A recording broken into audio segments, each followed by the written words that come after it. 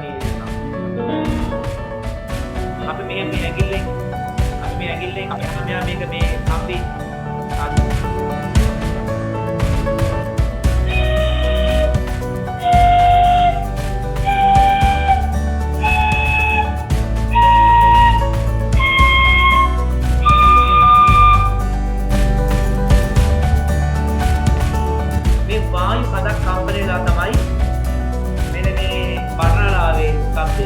බඩනලා විතරනේ මේ හොරණ යන ඊළඟ හක් ගෙඩිය අර කොම්බුව කියලා තියෙන මෙහෙම කුකුත් ගන්න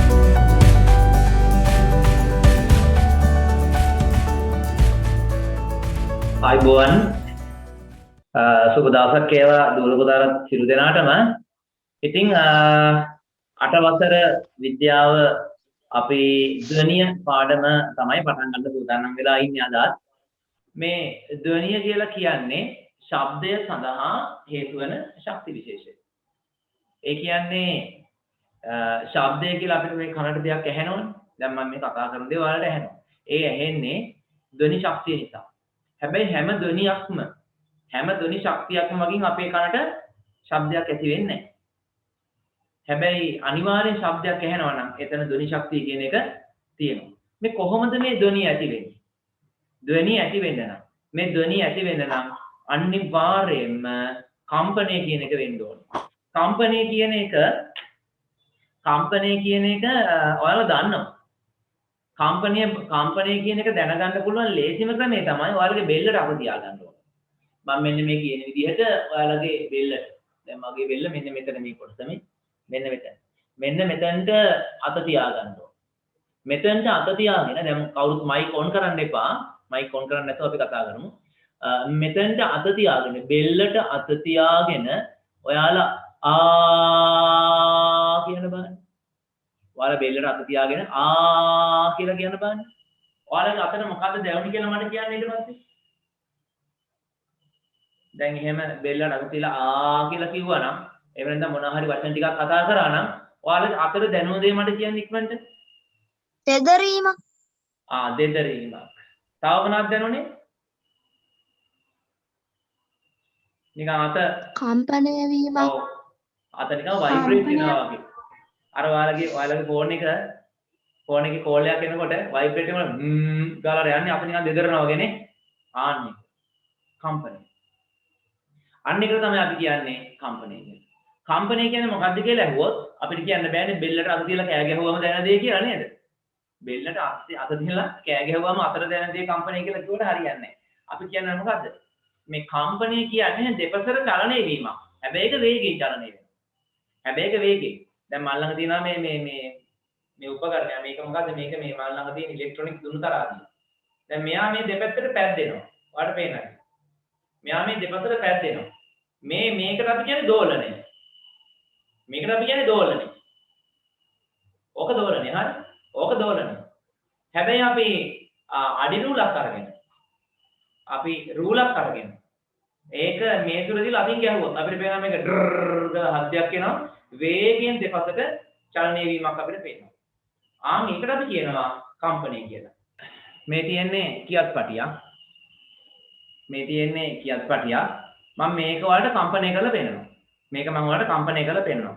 මම මේ කම්පනය කරන්නේ මම මේක මේ මේසයක් උඩින් තියලා අපි ඒකට අතින් පොඩ්ඩක් තට්ටු කරනවා. ඒක දන්නවා ඔයාලා. අපි මේක මේසයක් වගේ එකක් උඩ තියලා අපි මේ අතින් තට්ටු කරොත් එහෙම අපිට පේනවා මේක වේගයෙන් දෙපසට ගමන් කරනවා. ඒක අර මම ඉස්සෙල්ලා වල පෙන්නුවා අර දුනුතරාදි දෙපැත්තට පැද්දේ. ඒ වගේ නේ මේක වේගයෙන් දෙපසට යන අපිට බලා ගන්න පුළුවන්. අපි බලමු මේක. දැන් මේ තියෙන්නේ කියත් පටිය. මම මේ කියත් පටිය මම මේ මල්ලගෙන මම මෙයාට අතින් පාරක් ගහනවා දැන් බලන්න.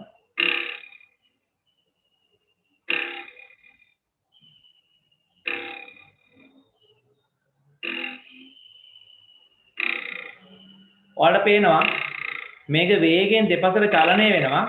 හරියට චලනය වෙන වේගයක් බලා ගන්න බෑ. ඒ තරම් වේගයෙන් මෙයා දෙපසට චලනය වෙනවා. ඕක තමයි අපි කියන්නේ කම්පනය කියලා.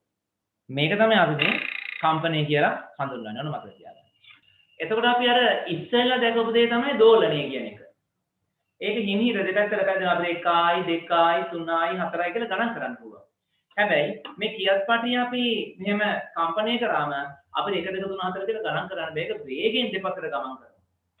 එහෙම දෙපැත්තට ගමන් කිරීම කියන්නේ අපි මෙහාට යනවා මෙහාට යනවා මෙහි යනවා මෙහි යනවා වේගෙන් දෙපැත්තට යනවනේ. ඒකට අපි කියන්නේ ඔබ මොබ චලිතය කියලා. ඒකට කියන නම තමයි ඔබ මොබ චලිතය. ඒකට කියන්නේ ඔබ මොබ චලිතය. එහෙනම් ශීඝ්‍රයෙන් සිදුවන ඔබ මොබ චලිතයකට අපි කියනවා කම්පනයක් කියලා. ශීඝ්‍රයෙන් සිදුවන ඔබ මොබ චලිතයට අපි කියනවා කම්පනයක් කියලා. හරිද? එතකොට ශීඝ්‍රයෙන් නැතුව සෙමින් සිදු වෙනවා නම් අපි කියන්නේ ඒකට දෝලනයක් කියලා.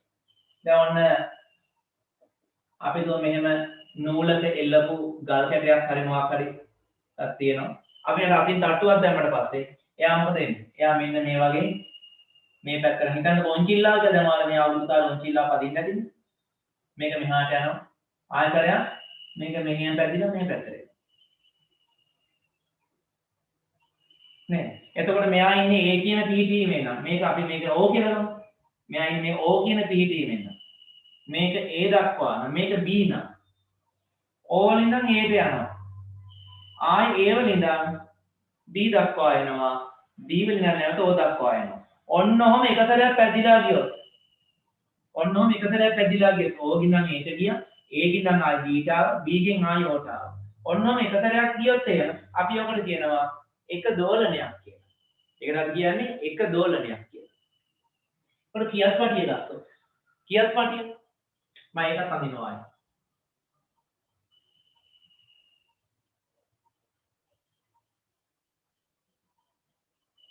මෙන්න අපි කියත්පටියක් මේසයක් මත අපි හයි කරනවම කියත්පටිය මේස මත කියත්පටිය අපි ඔහම හයි කරලා ඉවරලා අපිට අතින් ගහපු ගාම මොකද වෙන්නේ? මේ කියත්පටිය මේන මෙහෙම ඕනෝ මාර්ග දෙපැත්තට යනවා. ඉහළ පහළ වේගෙන් ගමන් කරනවා. ඉහළ පහළ වේගෙන් ගමන් කරනවා. අපි හිතුව මේක O පිහිටීම කියලා. මේක A පිහිටීම මේක B පිහිටීම කියලා හිතුවා. මේ O වල තිබිච්ච කියත්පටිය අතින් ගහපු ගමන් මොකද වෙන්නේ? මෙයා එකපාර උඩ පැනලා යනවා A දක්වා. ආයි ඒකට ගිහලා ආයි සිනිගව යනවා. ඕට රටා තියාගෙන B ට යනවා. B ගෙන් නැවත වතාවක් ආයි O දක්වා එනවා. ඔන්න ඔය විදිහට එක ගමන් වාරයක් සම්පූර්ණ කරොත් O ගෙන් හිටියා O ගෙන් A දක්වා ගියා A ගෙන් ආයි පහළට යනවා O පහු කරන් B දක්වා යනවා ආයි O ට. ඔහොම එකක් කරොත් අපි කියනවා ඕක එක කම්පනයක් කියලා. මෙතනත් ඒ වගේ O ගෙන් හිටියා A ට ගියා ආයි B දක්වා ගිහලා ආයි මෙතනට ආවා. අන්න ඒක දෝලනය. අරක එක කම්පනයක් මේක එක දෝලනයක්. අපිට අවශ්‍ය මේ පාඩමේදී දෝලන නෙමෙයි කම්පන කියන එක තමයි අපිට අවශ්‍ය වෙන්නේ. හරිද? එහෙනම් අපි ඔය කියපු ටික ඉක්මනට අපි පොතේ සටහන් කරගමු. හරි? දැන් මෙහෙමයි. දැන් ගිය සතියේත් මේක පොඩ්ඩක් ලියාගත්තා ඔයාලා. ගිය සතියේ එන්න බැරි වෙච්ච අය එක තමයි මම මේ ටිකක් දාන්නේ. වැඩි වෙලා ගන්න නැතුව ඉක්මනට මේක ලියාගමු. හරි? අඩුපාඩු තියෙනවා සම්පූර්ණ කරන්න ගිය සතියේ එන්න බැරි වෙච්ච අය ගිය සතියේ එන්න පුළුවන්. ගිය සතියේ මේ ආපු අය තව ටිකක් හොඳට බලන්න. මාතෘකාව තමයි ධ්වනිය. ශබ්දයේ හෙවත් ධ්වනිය නිපදවන්නේ ද්‍රව්‍යවල සිදුවන කම්පන හේතුවෙනි. ඊළඟට තියෙන ඊළඟ අනුමාතෘකාව තමයි කම්පනය හා දෝලනය. ඒ කියන්නේ කම්පනය කියන්නේ මොකද්ද? දෝලනය කියන්නේ මොකද්ද කියලා අපි වෙන වෙනම ඉගෙන ගමු.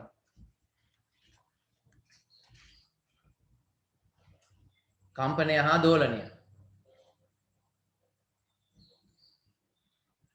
එතන ලියා ගන්න ශීඝ්‍රයෙන් ඔබමොබ සිදුවන චලිතයක් කම්පනයකි.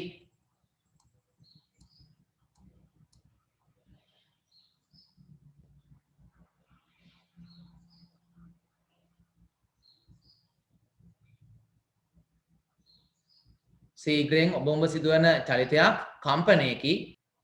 ඊට අමතරව ලියා ගන්න මේ ශීඝ්‍රයෙන් ඔබමොබ සිදුවන චලිතය කම්පනයකි කියන එකට අමතරව ලියා ගන්න. එතන ඉස්සරහින් ලියා ගන්න නූලක එල්ලන ලද ගල් කැටයක් නූලක එල්ලන ලද ගල් කැටයක්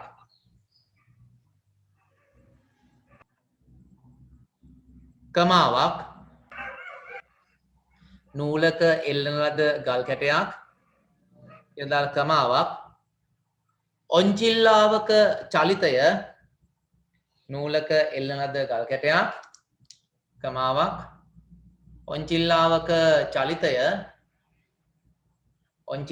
චලිතය දෝලනයකි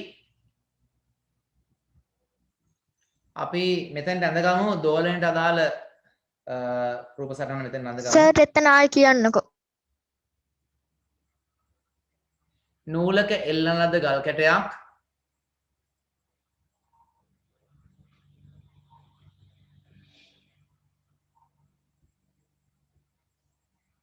කමාවක්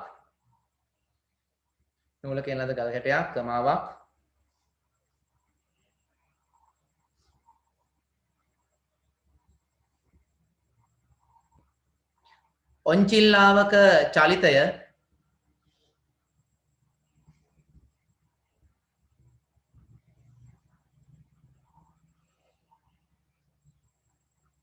ඔන්චිල්ලාවක චලිතය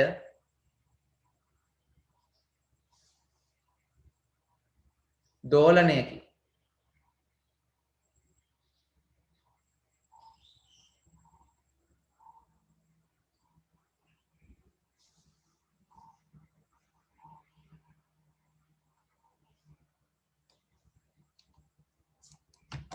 හරි ඒ දෝලනයට අදාළව මෙන්න මේ රූප සටහන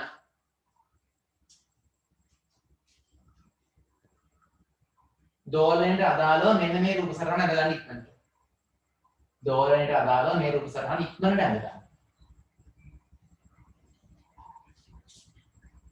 ඔයාලට දීලා තියෙන පළවෙනි කොටුවේ එක අඳගන්න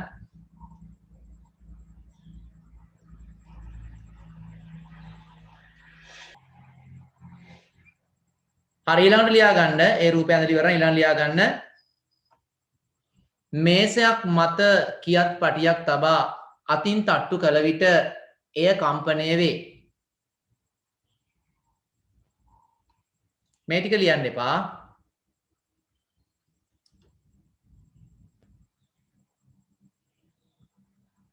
මේසයක් මත කියත් පටියක් තබා අතින් තට්ටු කළ විට එය කම්පණය වේ තන්තුවක එල්ල ඇති බට්ටිකුගේ චලිතයේ දෝලනයකි කියන එක අපි කලින් ලියලා තියෙන්නේ.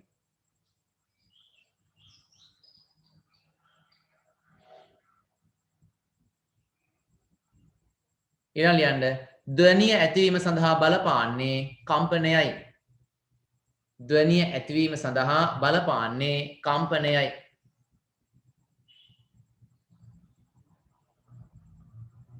ඔය පාට කරපු නිල් පාටින් පාට කරපු ටික ලියන්නේ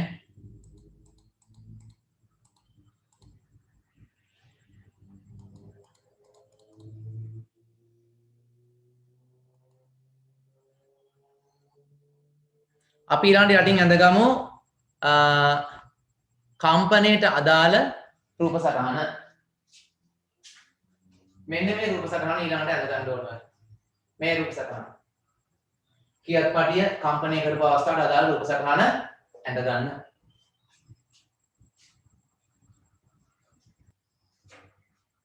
හොඳයි මේක ඇඳගෙන ඉවර ඇති නේද මකන්නද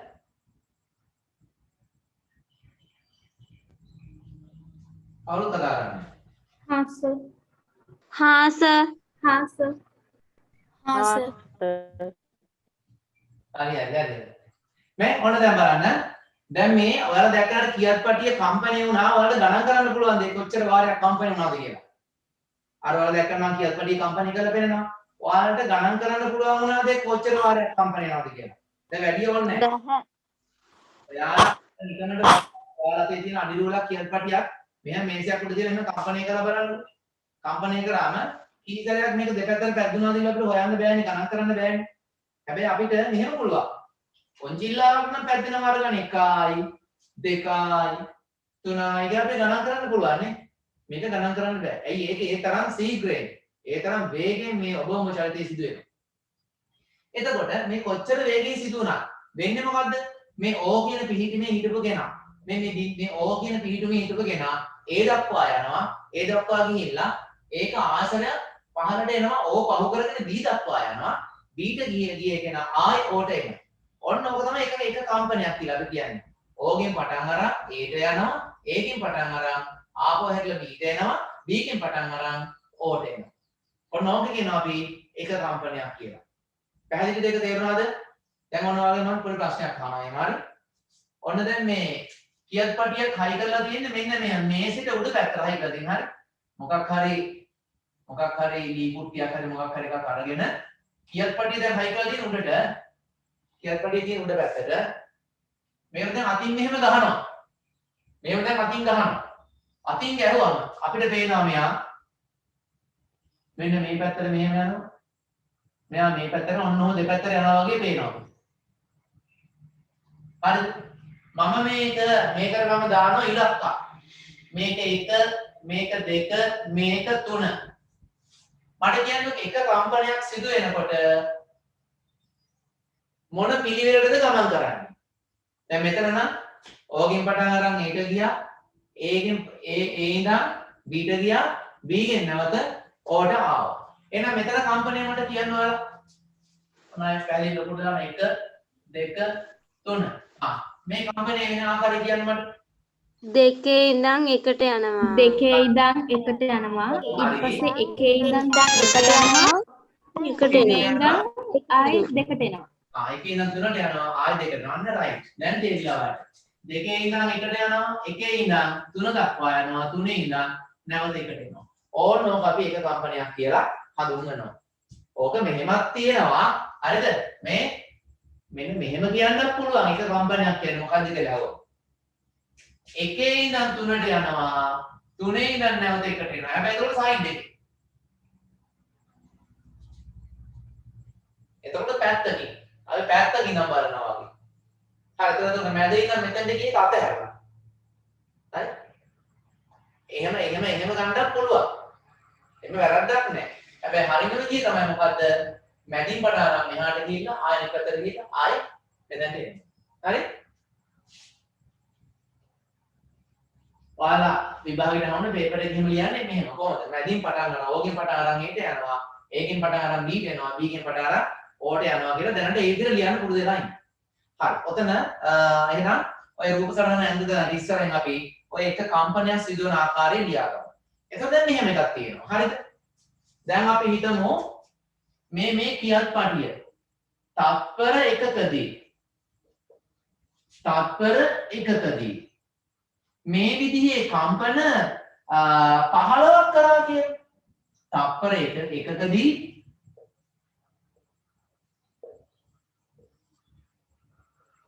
කම්පන 15ක් කරා. ඒ කියන්නේ එක තත්පරයක් යද්දී නෑ 15 සතාවක් කම්පණය වෙනවා. අන්න එතකොට අපි කියනවා අලුත් දෙයක් මොකද්ද? අපි කියනවා මේ කියත් පටියේ සංඛ්‍යාතය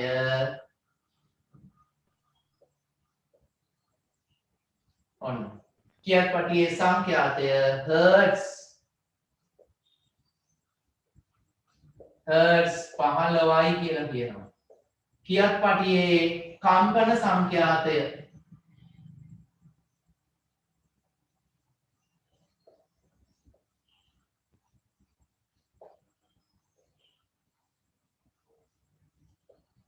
කියත් පටියේ කම්පන සංඛ්‍යාතය හර්ට්ස් 15යි කියලා කියනවා.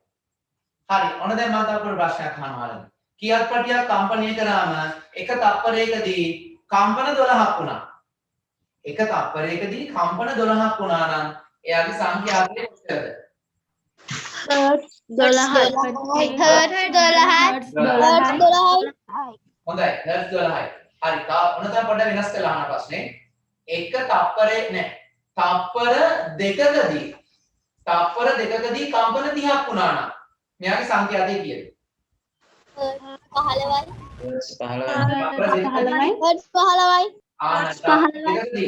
තත්පර දෙකකදී 30යි නම් එක තත්පරයකට බලන්න ඕනේ හර්ට්ස් කීයද? 15යි. හොඳයි.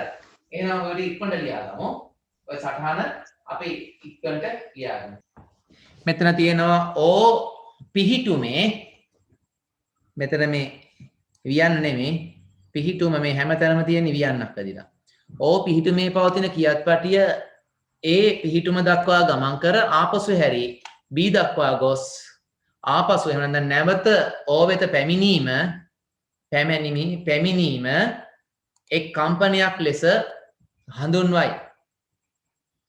එක් කම්පනයක් ලෙස හඳුන්වයි.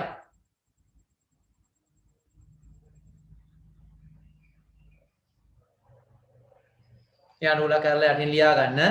තප්පර එකකදී සිදුවන කම්පන සංඛ්‍යාව සංඛ්‍යාතය ලෙස හඳුන්වයි.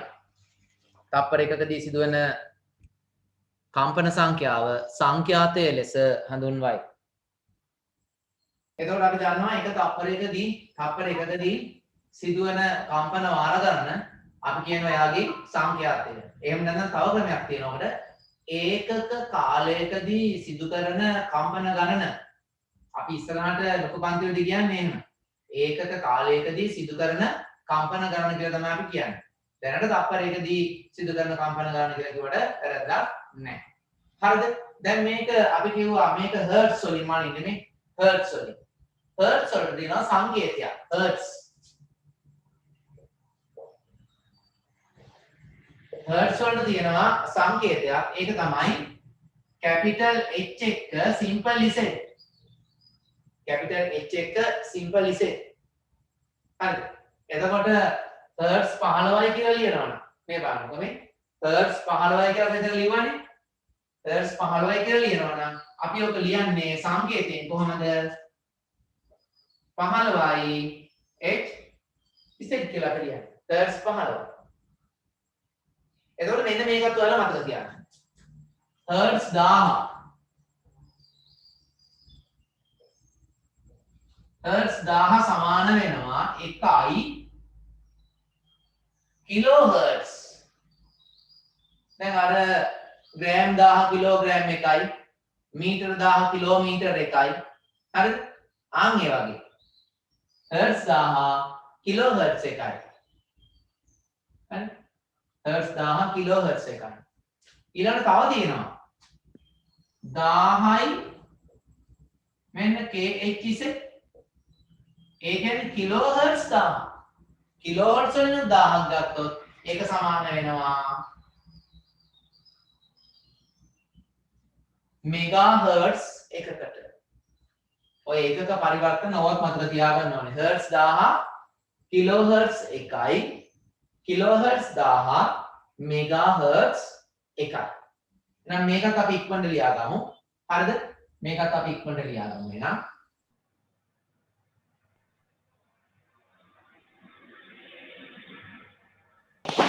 මේ ඇහෙනවා.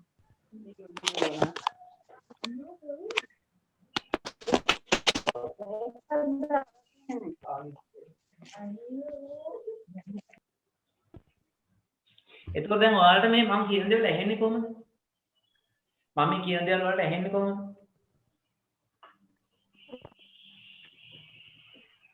ඔයාලට මම මේ කියන දේවල් ඇහෙනවනේ. ඒ ඇහෙන්නේ මොකක් තියෙන නිසාද ඔයාලට? ධ්වනියයි. ධ්වනිය තියෙන නිසා. ශ්‍රවණය නිසා. ශ්‍රවණය නිසා ඒක ශ්‍රවණය කියන එක ලැබෙන්නේ ඔයාලට නිසා. උග්‍ර ස්වර තන්ත්‍ර කම්පනය වීම නිසා. ඔයාලගේ උගුරටද ඇහෙන්නේ ඕක? මම මේ කතා කරන්නේ. කන දේවල් ඇහෙන්නේ උගුරටද? කනට කනට. මම මේ කතා කරන දේවල් ඔයාලගේ කනට ඇහෙන්නේ. කන් දෙකක් තියෙනවා. ඇයි කන් දෙකක් තියෙන්නේ? හොඳින් අසන්න. හොඳින් ඇහෙනවා කියන්නේ කන් දෙකක් තියෙන්නේ අපිට ශබ්ද එන දිශාව හඳුන ගන්න. දැන් අපි දන්න අර පැත්තෙන් ශබ්දයක් આવොත් එහෙන් ඒක ඇහුනේ කියලා දන්නවා. ඇයි ඒ? එතකොට වැඩිපුර ශබ්ද ඇහෙන්නේ මේ කනට.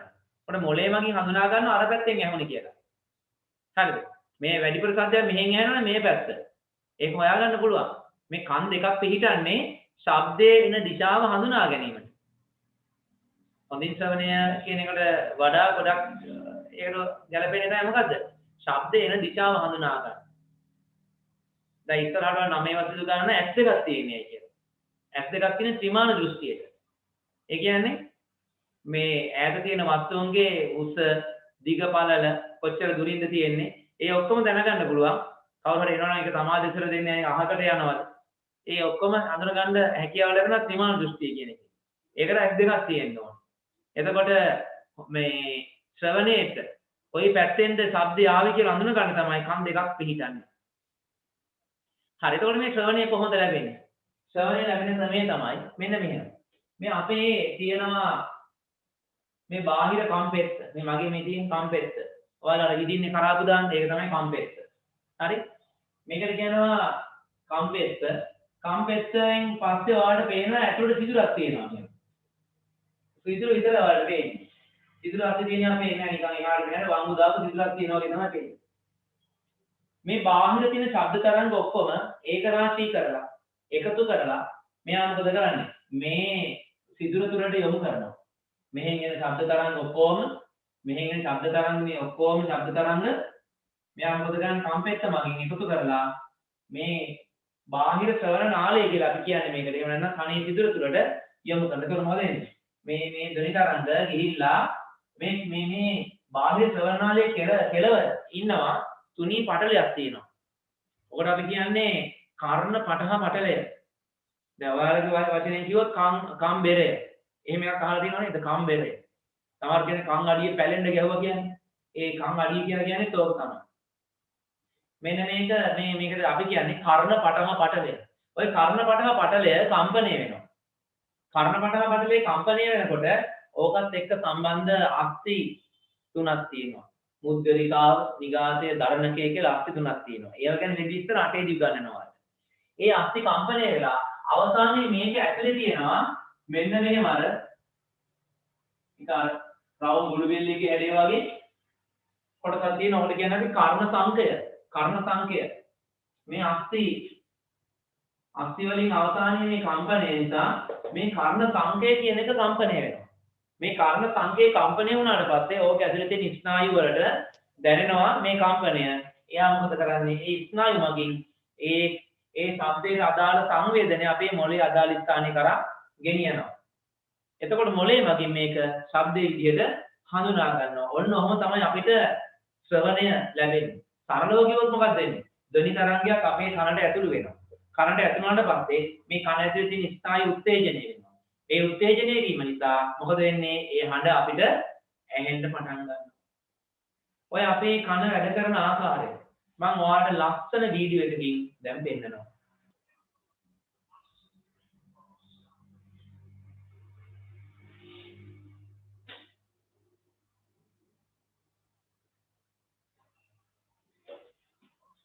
හොඳයි, මේ ඔයාලට පේන්නේ අපේ කන පිටින් එන ශබ්දය නිසා කනේ කෙලවර තියෙන තුනී පටලය ඔයාලට පේන කම්පණය වෙනවා.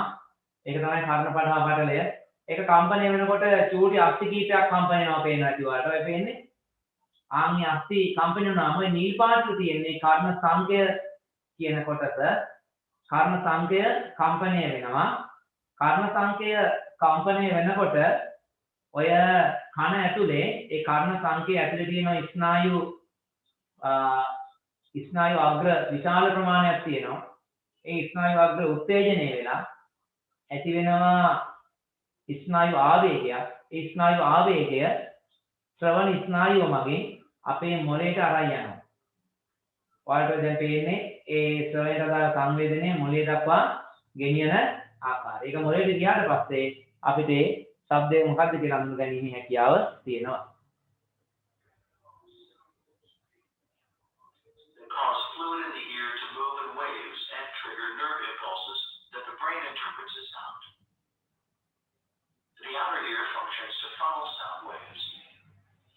The vibrations from these waves reach the middle ear and move the tympanic membrane, also called the eardrum. This causes three bones, called the auditory ossicles, to also move.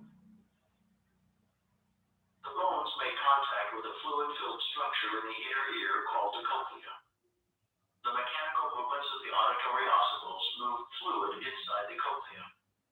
Fluid waves move hair cells that line the cochlea.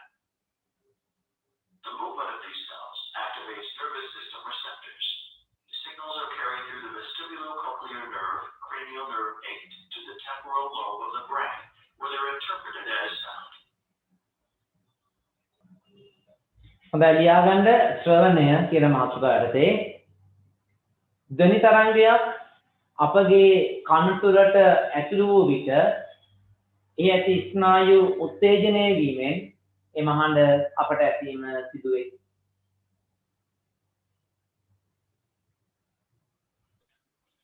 හරි එතකොට දැන් ඔන්න ඔයාලට මම විශේෂ දෙයක් කියලා දෙනවා. දැන් මේ කනට මේ වගේ ධ්වනි තරංග ඇතුළු වෙනවා. මෙන්න මේ විදිහට කනට ධ්වනි තරංග ඇතුළු වෙනවා. මෙහෙම කනට ධ්වනි තරංග ඇතුළු වෙනකොට මේ ඇතුළු වෙන සෑම ධ්වනි තරංගයක් මගින්ම අපේ මේ කන උත්තේජනය වෙන්නේ නැහැ. මේ කනට ඇතුළු වෙන සෑම ධ්වනි තරංගයක් මගින්ම අපේ කන උත්තේජනය වෙන්නේ නැහැ. සමහර ධ්වනි තරංග සඳහා අපේ කන උත්තේජනය වෙනවා. සමහර ධ්වනි තරංග සඳහා අපේ කන උත්තේජනය වෙන්නේ නැහැ. ඉතින් අපේ කන උත්තේජනය වුණේ නැත්නම් අපිට ඒ ශබ්දය ඇහෙන්නේ නැහැ. ඒ කියන්නේ මේ විශ්වයේ මේ පරිසරයේ පවතින සමහර ධ්වනි තරංග අපිට ඇහෙන්නේ නැහැ. සමහර ධ්වනි තරංග අපිට ඇහෙනවා. හොඳ උදාහරණයක් තමයි ඔයාලා ගෙදර බල්ලෙක් ඉන්නවනම්. ඔයාලා ගෙදර බල්ලෙක් ඉන්නවනම් මේක ඔයාලට අත්දැකීම ඇති. ඔයාලා ගෙදර රෑ මොකක් හරි වැඩ කරගෙන ඉන්නකොට මේ ඔයාලත් එක්ක එකට හිටුව බල්ලා එකපාර දුවගෙන ගිහිල්ලා කැලේ පැත්ත බලාගෙන බුරනවා අයියේ. එකම නිදාගෙන හිටපු බල්ලා එකපාර දඩබඩක් ගන්න නැගිටලා බුරාගෙන යනවා. ඔයාලට කිසිම සද්දයක් ඇහෙන්නේ නැහැ. ඔයාලා බලන හොරෙක්වත් ආවොත් දන්නේ නැහැ. මොකද උනේ කියලා වටේම ටෝච් එක අල්ලලා බලන්න. මුකුත් පේන්නේ නැහැ. මුකුත් පේන්නෙත් නැහැ, ඇහෙන්නෙත් නැහැ. හැබැයි ඔයාලට ඇහිච්ච නැති සද්දයක් බල්ලට ඇහිලා. ඒ නිසා තමයි බල්ලා ටක් ගාලා ඉඳලා ගිල පුරාගෙන යන්න පටන් ගත්තේ. එතකොට මෙන්න මේ විදිහට අපි විතරක් නෙමෙයි සත්තුන්ට සමහර ධ්වනි තරංග ඇහෙනවා, සමහර ධ්වනි තරංග ඇහෙන්නේ නැහැ. හරි එතකොට අපිට ඇහෙන ධ්වනි තරංග පරාසයක් තියෙනවා. ඒකට අපි කියනවා අපේ ශ්‍රවණ සීමාව කියලා. අපිට ධ්වනි ඇහෙන පරාසයක් තියෙනවා. අපිට ධ්වනි ඇහෙන පරාසය තමයි අපිට අඩුම හර්ට්ස් 20 ඇහෙනවා. අපිට අඩුම හර්ට්ස් 20 ඇහෙනවා. ඊට පස්සේ උපරිම හර්ට්ස් 20000ක් ඇහෙනවා.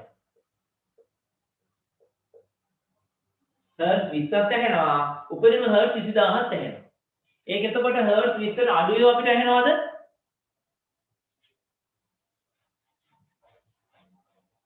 හර්ට්ස් 20ට අඩුව අපිට ඇහෙනවද? දැන් අපිට ඇහෙනවා කියන්නේ මොන ටිකද? අපිට ඇහෙනවා කියන්නේ හර්ට්ස් 20 ඇහෙනවා. 20 සිට 20000 දක්වා ඇහෙනවා. 21 22 100 200 500 1000 එහෙම ගිහිල්ලා 20000 දක්වා ඇහෙනවා. එහෙනම් හර්ට්ස් 20ට අඩු එකක් හර්ට්ස් 15 වගේ අපිට ඇහෙයිද? නෑ. හර්ට්ස් 20000ක් වගේ ලිහේ ඇහෙයිද? නෑ. එහෙම ඇහෙන්නේ නෑ. හරිද? මේක මේ මිනිස්සු විශාල ප්‍රමාණයක් අරගෙන එයාලට ඇහෙන ශබ්ද ඇහෙනවද නැද්ද කියලා අහලා තමයි මේක හොයාගෙන තියෙන්නේ මේ දලාගයක් මේක. නිශ්චිතවම ටක්කේටම මේක හරිය නෑ. හරිද? ඒ කියන්නේ දැන් සමහරට ඔයාලා කන ළඟ හර්ට්ස් 20 නාද කරොත් ඒක ඇහෙන අයත් ඉන්න පුළුවන් නැති අය ඉන්න පුළුවන්. දැන් කාගේ කන ළඟ හර්ට්ස් 19ක ශබ්දයක් ඇති කරොත් සමහරට මේක ඇහෙන අය ඉන්න පුළුවන්. සමහරට මේක ඇහෙන්නේ නැති අය ඉන්න පුළුවන්. සමහර අයට හර්ට්ස් 18ක් ඇහෙනවා වෙන්න පුළුවන්. එහෙම වෙන්න පුළුවන්. හරිද? සමහර අයට හර්ට්ස් 20 ඇහෙන්නේ නැහැ. හර්ට්ස් 20 ඇහෙන්නේ නැහැ. සමහරට හර්ට්ස් 22ක් වුණත් ඇහෙන්නේ නැහැ. එහෙම වෙන්න පුළුවන්. දැන් වයසට යනකොට එහෙම මහා අයියෙන් කතා කරන්නත් ඕනේ. එතකොට මේ ඒකේ තමයි අර මේ ධ්වනියේ තියෙන ශක්තියක් බලපානවා. හරිද? කොහොමත් එහෙම නේද වයසට යනකොට මේ හර්ට්ස් 20 කියන එකවත් ඇහෙන්නේ නැහැ. 22 25 30වත් ඇහෙන්නේ නැතිලා. ඒ අපි ඉතින් ඉන්දියන් වියපත් වෙන නිසා නෙවෙයි. දැන් සාමාන්‍ය කෙනෙකුට තරුණ වයසේ කෙනෙකුට ඉන්න පුළුවන් හර්ට්ස් 22 ඇහෙන්නේ නැතිවත් ඉන්න පුළුවන්. මේ බහුතරයක් අරගත්තට පස්සේ එයාලට ඇහෙන පරාසය තමයි මේ දීලා තියෙන්නේ. සමහර කට්ටිය ඉන්න පුළුවන් හර්ට්ස් 20000කට වඩා වැඩි. 21000 එන කෙනෙකුත් ඉන්න පුළුවන්. සමහර කෙනෙක් ඉන්න පුළුවන් 20000 එන්නේ නැහැ 19000කට විතර ඇහෙන්නේ. එහෙම ඉන්නත් පුළුවන්. අපි පොදුවේ කියනවා ඒකට මිනිසාගේ ශ්‍රව්‍යතා පරාසය හර්ට්ස් 20 සිට හර්ට්ස් 20000 දක්වා විතරයි කියලා අපි කියනවා. ඕන හොඳට මතක තියාගන්න. හැබැයි මේක තව තියෙනවා. මොකද්ද?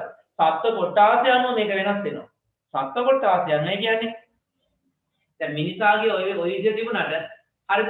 දැන් හාවා ඩොල්ෆින් වගේ සත්තු ගත්තොත් හාවා ඩොල්ෆින් බල්ලා ඊළඟට වවුලා මෙන්න මේ වගේ සත්තු ගත්තොත් හරිද? හර්ට් 20000ට වඩා වැඩි ශබ්දයකට ඇහෙනවා. වවුලා නම් හර්ට් 75000 තරම් ලොකු එකක් ඇහෙනවා. බල්ලට හර්ට් 45000ක් වගේත් ඇහෙනවා. ඒ තරම් ඉහළ සංඛ්‍යාවට ඇහෙනවා යාළුවා. හරිද? එතකොට අලිය ගත්තොත් අලියට විතරට අඩුයි ඇහෙනවා හොඳට. විතරට අඩුයිවත් එයාට ඇහෙනවා. ඒ නිසා එක එක සත්ත්ව කොටස් අනුව ඒ ඇහෙන පරාස වෙනස් වෙනවා. බලන්න දැන් ඔය ස්වභාවික විපතක් වෙන්න ගියොත් එහෙම දැන් හිතන්නකෝ නායෑමක් සිදු වෙනවා. හරි? ඒ කියන්නේ දැන් වැහැලා මේ කඳු ප්‍රදේශයක ඔන්න දැන් තියෙන පස් කුට්ටි ඔක්කොම ටික කඩාගෙන බිම වැටෙන්න ළඟයි. දැන් ගෙදර බල්ලෙක් ඉන්නවා නම්, ගෙදර කුරුල්ලෝ ඇති කරනවා නම්, ගෙදර හරක් එහෙම ගවයෝ ඉන්නවා නම් මේ සත්තු ටික වෙලා ගියාම හරි නොසන්සුන්. කූඩුව කඩාගෙන යන්න හදනවා, ලනු කඩාගෙන යන්න හදනවා, කෑ ගහනවා. ඒ වගේම ඔය අවට ඉන්න ගස්වල ඉන්න මේ කුරුල්ලෝ ලේන්නු එක දිගට කෑ ගහන්න පටන් ගන්නවා. ඇයි ඒ? අපිට ඇහෙන්නේ නැති වුණාට අර පොළව අස්සෙන් එන පිපිරි ඒ වගේ දේවල් එයාට ඇහෙනවා. ලොකු සුලිසුලඟක් එන්න කිට්ටු වෙනකොට, ලොකු ගම්මතුරක් එන්න කිට්ටු වෙනකොට, ඔය වගේ නායාමක් කිට්ටු වෙනකොට, සුනාමි අනතුරක් වගේ දේවල් කිට්ටු වෙනකොට මේ සත්තු පුළුවන් තරම් ඉක්මනට ඒ ප්‍රදේශය අතහැරලා යන්නේ. ආන් ඒ වගේ වෙලාවකදී ගෙදර ඉන්න සතෙක් අනවශ්‍ය විදිහට කලබල වෙනවා නම්, කොහේ හරි ඈතකට කඩාගෙන යන්න හදනවා නම් මොකද්ද කරන්න ඕනේ? අපි දුවන්න ඕනේ සතා පස්සේ. ඇයි ඒ? අපිට ඇහෙන්නේ නැති මොන හරි දෙයක් ඒ සතාට ඇහිලා ඒ සතා ආරක්ෂිත ස්ථානයකට තමයි යන්නේ. අන්න එතකොට අපි දුවලා ඒ පස්සෙන් ගියා නම් අපිට වෙන්න තියෙන අනුතුරු ගොඩක් අඩු කරගන්න පුළුවන්. ඕකත් හොඳට මතක තියාගන්නවා. හරිද? දැන් සුනාමි එන්න ගන්නේ සුනාමි එනකොට මම එතකොට රුණු කැම්පස් එකේ හිටියේ මම. ඉතින් කැම්පස් එකේ එදා උදේ ගියා මාතර ටවුන් එකට. අපි සාමාන්‍ය ඉරිදට යනවා ටවුන් එකට ගිහිල්ලා ඔය වඩේ එහෙම කාලා මේ ඔය බීච් එකට වෙලා ඉඳලා සමහරකට ටිකට් දාලා බීච් එකේ සෙල්ලම් කරලා ඉන්නේ. ඉතින් මාතර ටවුන් එකට යනකොට මාතර බස් ස්ටෑන්ඩ් එකේ උදේට ඉන්නවා හරක් සාමාන්‍යයෙන් 20ක් 30ක් විතර ඉන්නවා. බල්ලෝ එක එක જાති ඔය කුෂ්ඨ හැදිච්ච බල්ලෝයි උනොත් ඉන්නවා 10ක් 15ක්. සෑහෙන්න ඉන්නවා. හරිද? ඉතින් එදා උදේ මාතර ටවුන් එකට යනකොට එක සතෙක්වත් නැහැ. අපි කීප දෙනා එක්ක කතා කර ගියා මේ යාළුවෝ කීප දෙනෙක් අපි ගියේ මේ අනිවාර්යෙන් මේ නගර සභාවෙන් සත්තු ටික අරන් යන්න ඇති මුංග මරයි මැරුවක් දන්නෙත් නැහැ කිය බැන ගියේ අපි. උදේ 8ට විතර. එක සතෙක්වත් නැහැ ටවුන් එකේ. එක හරකෙක්වත් නැහැ. ඒ කියන්නේ උදේ කලින් දවසේ රෑ හිටියා කියලා කලකුණක්වත් නැහැ. ඒ කියන්නේ දැන් සත්තු හිටියන හැමතැනම බොම දාලා එහෙම තියෙන එහෙමවත් පේන්නේ නැහැ මේ සත්තු හිටියා කියලා ලකුණක්වත් නැහැ. බල්ලොත් නැහැ හරකුත් නැහැ. ඉතින් ඊට පස්සේ අපිත් දැන් ගියා ටවුන් එකට. ගියාට පස්සේ අමුතු නිකන් සත්තුත් නැහනේ. මේ අපිට හිතුන්නේ නැහැ ඉන්න. අපි තෙන්ඩ ආවා හොස්ටල් එකට. ඇවිල්ලා 9 වෙනිදාට ආරංචි වුණා මුහුදු කොට ගන්න. අපි ඒත් මුහුදු කොට කරනවා කිව්වට අපි දන්නේ නැහැ මොකද්ද සිද්ධිය කියලා. පස්සේ අපි ගිහින් බැලුවට පස්සේ වැටේරුනේ මහත් දැවැන්ත විනාශයක්. ඒතකොට තමයි තේරුනේ අර සත්තු ටික ගියේයි කියලා. ඒතකොට තමයි තේරුනේ සත්තු ටික ගියේයි කියලා. පහෝදා ඉඳන් සත්තු ඒ විදිහටම ටවුන් එකේ ඉන්නවා. හේතුව මොකද්ද? ඒ සත්තුන්ට කලින් තියා දැනුණා විශාල විපතක් වෙනවා කියලා. ඒ කියන්නේ අපිට ඇහෙන්නේ නැති අදෝධනි තරංගයක් හෝ අතිධ්වනි තරංගයක්. ඒ කියන්නේ හර්ට් 20ට වඩා අඩු ශබ්ද වලට අපි කියන්නේ අදෝධ්වනි. 20ට වඩා අඩු නම් අපි කියන්නේ අදෝධ්වනි තරංග කියනවා.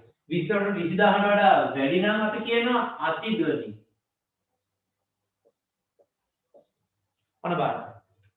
ඒ කියන්නේ ඒ සත්තුන්ට අපිට ඇහෙන්නේ නැති අදෝධනි තරංගයක් හෝ එහෙම නැත්නම් අතිධ්වනි තරංග ශ්‍රවණය වුණා. එයාට ඒකෙන් දැනුණා මහා විශාල ව්‍යසනයක් විපතක් සිදු වෙනවා කියලා. ඒක දැනෙච්ච නිසා ඒ සත්තු එතනින් ඉවත් වුණා. ඒ නිසා ඒක සතෙකුටවත් ජීවිත හානියක් සිදු වෙන්නේ. එහෙනම් මතක තියාගන්න මේ ශ්‍රව්‍යතා පරාසය කියන එක සත්ත්ව කොට්ටාංශය අනුව වෙනස් වෙනවා. මිනිසාට එක ශ්‍රව්‍යතා පරාසය, අලියට එකක්, බල්ලට එකක්, කුරුල්ලන්ට එකක්, ආන් ඒ වගේ වෙනස් වෙනවා. හරිද? අපි එහෙනම් ඔය ශ්‍රව්‍යතා සීමාව සහ අතිධ්වනි තරංග කියන ටික ඉක්මනට ලියා ගමු. හොඳයි ලියා ගන්න මේ ටික. ශ්‍රවණ සීමාව සෑම ධ්වනි තරංගයක් මගින්ම කන තුල ඇති ස්නායු උත්තේජනය වන්නේ නැත. එය පුද්ගලයා අනුව හා සත්ත්ව කොට්ටාසය අනුව වෙනස් වේ. මෙම ශ්‍රවණ සීමාව සඳහා බලපාන්නේ ධ්වනියේ සංඛ්‍යාතයයි. සාමාන්‍යයෙන් මිනිසාගේ ශ්‍රවණතා සීමාව හර්ට්ස් 20ත් 20000ත් අතර වේ. මේක අනිවාර්යෙන් වෙන පාටකින් හරි ලියලා මතක තියාගන්න. මේක අනිවාර්යෙන් විභාගයේ කෙටි ප්‍රශ්න වලට අහනවා. ශ්‍රවණතා ශ්‍රව්‍යතා සීමාව මොකක්ද කියලා. ඊළඟට ලියා ගන්න අතිධ්වනි තරංග කියන්නේ මොනවද කියලා. අතිධ්වනි තරංග ඒ කියන්නේ අපේ ශ්‍රව්‍යතා සීමාවේ උපරිම සීමාවට වඩා වැඩි. අපේ ශ්‍රව්‍යතා සීමාවේ උපරිම අගය තමයි හර්ට්ස් 20000. 20000ට වැඩි ධ්වනි තරංග වලට කියන නම තමයි අතිධ්වනි තරංග. මිනිස් ශ්‍රව්‍ය සීමාවේ උපරිමයට වඩා වැඩි එනම් හර්ට්ස් 20000ට වඩා වැඩි ධ්වනි තරංග අතිධ්වනි තරංග ලෙස හඳුන්වයි. හොඳයි. මම දැන් ඔයාලට පෙන්වන අලුත් දෙයක්. මේ අතිධ්වනි තරංග කියන එක අපි ප්‍රයෝජන ගන්න අවස්ථා තියෙනවා. අතිධ්වනි තරංග. උදාහරණ තමයි ඔයාලා අහලා තියෙන සෝනාර් කියන උපකරණයක් තියෙනවා. සෝනාර් උපකරණය. සෝනාර් කියන උපකරණයෙන් කරන්නේ මුහුදු පතුලේ ගැඹුර සහ මුහුදු පතුලේ ස්වභාවය මේ පරිගණක තිරයක් මතට අරගෙන ඒ මුහුදු පතුලේ සිතියන් නිර්මාණය කරනවා. ඒ වගේම සෝනාර් උපකරණයට පුළුවන්කම තියෙනවා මුහුදේ මාළු රංචු ඉන්නේ කොයි වගේ තැන්වලද කියලා හොයාගන්න පුළුවන්. සෝනාර් උපකරණය. ඊළඟ තව එකක් තියෙනවා අතිධ්වනි තරංග පරිලෝකන යන්ත්‍රය කියලා. අතිධ්වනි තරංග පරිලෝකන යන්ත්‍රය. අල්ට්‍රාසවුන්ඩ් ස්කෑනර් කියලා කියන්නේ. අල්ට්‍රාසවුන්ඩ් කියන්නේ අතිධ්වනි තරංග. එතකොට මේ අල්ට්‍රාසවුන්ඩ් ස්කෑනින් වලින් කරන්නේ ඔයාලා දන්නවද බබාලහමෙන්ද අමලා ඉන්නකොට එයාලා යනවා ස්කෑන් කරන්න කියලා එක. ස්කෑන් කරන්න කියලා ගියාට පස්සේ ඉන්න ඒ ડોක්ටර් මැෂින් එකක් තියෙනවා. මැෂින් එකේ ටෝච් එකයි කැල්ලක් තියෙන. ඒක මේ එයාගේ බඩේ එහාට මෙහාට අරගෙන යනවා. අර යනකොට පරිගණක දිලේ පේනවා. අර ගර්භාෂය තුල කලලේ හැදෙන ආකාරය පේනවා. ඒක දැන් වර්තමානයේ තියෙනවා මේ අල්ට්‍රාසවුන්ඩ් ස්කෑනින් මැෂින් තියෙනවා. තාක්ෂණය ගොඩක් දියුණුයි. ඒ ඇතුළ ගර්භාෂය තුල ඉන්න ඒ දරුවාගේ දිග එයා කොච්චර දිගයිද? එයා කොච්චර මහතද? එයාගේ ස්කන්ධය කොච්චරද? ඒ සියල්ල බලන්න පුළුවන්. නේද? ඔය අම්මලා එහෙම ගිහිල්ලා බලන්නේ හම්බෙන්න ඉන්න ගෑය ළමයිද, පිරිමි ළමයිද එහෙම කියලා බලනවනේ. ඒ ඔක්කොම බලන්නේ අතිධ්වනි තරංග පරිලෝකන යන්ත්‍රය. හරිද? එතකොට ඔය අතිධ්වනි තරංග යොදා ගන්න තව අවස්ථා තියෙනවා. අතිධ්වනි තරංග යොදා ගන්න මුත්‍රාගල් පුපුරවන්න ලිතෝට්‍රික්සි කියලා තාක්ෂණයක් තියෙනවා. ඒකෙන් කරන්නේ මුත්‍රාශයේ වකුගඩු වල ගල් තියෙනවා නම් අතිධ්වනි තරංග නිකුත් කරලා ඒවා කුඩු කරනවා. ඒ වගේ අතිධ්වනි තරංග යොදා ගන්න අවස්ථා ගොඩාක් තියෙනවා. දැන් ලෝහ තහඩු වල ඇතුළේ පිපිරීම් තියෙනවා. ඒ වගේ ගොඩක් දේවල් 11 වසරේදී ඔයාලට වෙනම ධ්වනිය පාඩම තියෙනවා. තුන්වෙනි පාඩමේ අන්තිම කොටසේ ඒකදී ඔයාලට වෙනම කියලා දෙනවා. හරිද? දැන් අපි නම් බලමු සෝනාර් උපකරණය සහ අතිධ්වනි තරංග පරිලෝකන යන්ත්‍රය කියන්නේ මොකක්ද කියලා අපි දැන් බලමු. මේ තියෙන්නේ වර්තමානයේ ගොඩාක් තාක්ෂණයේ දියුණුවයි අතේ ගෙනියන්න පුළුවන් සෝනාර් උපකරණ තියෙනවා. මේ සෝනාර් උපකරණ වලින් මෙයාලා මුහුදේ ඉන්න මාළු ඉන්න තැන් හොයා ගන්නවා. මාළු ඉන්න තැන් හොයාගෙන ඒ තැන් වලට ගිහිල්ලා කෙලින්ම දැල් දාන්න පුළුවන්. මේ තියෙන්නේ සරල සෝනාර් උපකරණ කිහිපයක්.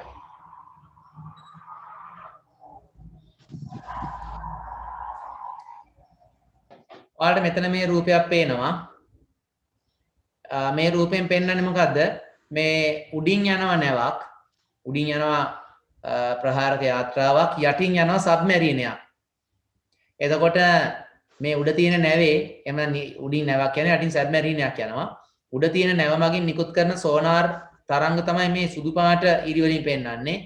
ඊළඟ සුදු පාට කඩ ඉරි වලින් පෙන්වන්නේ ආපහු පරාවර්තනයලා යන තරංග. එතකොට මේ නැවේ ඉන්න කපිතාන්ට එහෙම නැත්නම් නාවිකයන්ට පේනවා මුහුද යට මේ හරියෙන් යාත්‍රාවක් යනවා.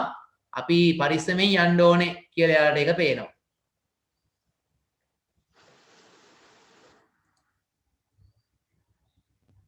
ඔයාලට මේ රූපේ පේනවා ඇති.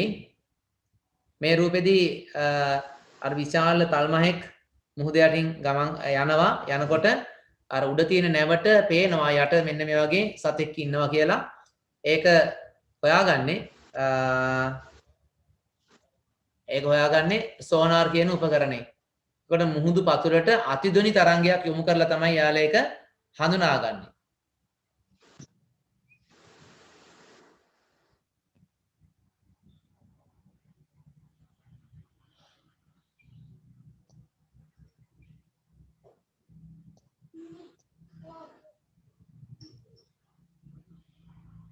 මේ සෝනාර් කියන උපකරණය දැන් ගොඩාක් සියුම් විදිහට හදලා තියෙනවා. අපිට අන්තර්ජාලය ඔස්සේ ඕනනම් ගෙන්න ගන්න පුළුවන්.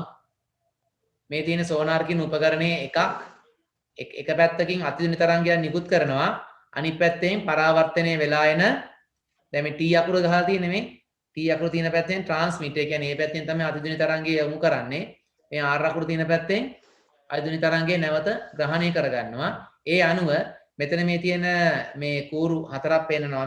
මේක පරිගණකයේ USB එකක් හරහා පරිගණකයට සම්බන්ධ කරලා කිසියම් වස්තුවක් කොච්චර දුරකින්ද තියෙන්නේ ඒක හොයාගැනීමේ හැකියාව තියෙනවා.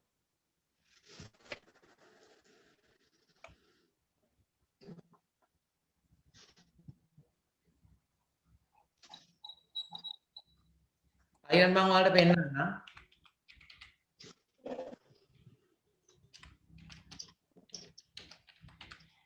අල්ට්‍රාසවුන්ඩ් ස්කෑන් අතිධ්වනි තරංග පරිලෝකන යන්ත්‍රය ගැන බලමු අපි. මේ තියෙන්නේ මේ වලට මේ පේන්න තියෙන්නේ අතිධ්වනි තරංග පරිලෝකන යන්ත්‍රයක්. අල්ට්‍රාසවුන්ඩ් ස්කෑනර් එක තමයි මේ තියෙන්නේ. මේක තමයි උපකරණය. ඔය බබාලා හම්බෙන්න අම්මලා එහෙම ගිහිල්ලා ඕකෙන් තමයි පරීක්ෂා කරගෙන එන්නේ.